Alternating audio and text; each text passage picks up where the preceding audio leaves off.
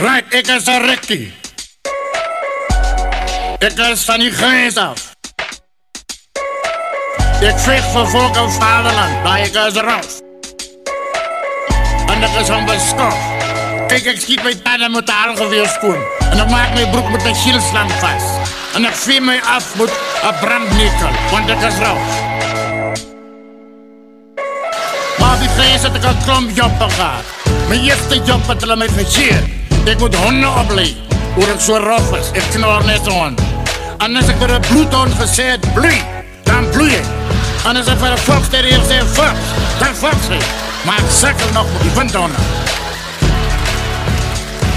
Kijk, nou mijn twee joppen te gaan op die grens in het wacht gestaan.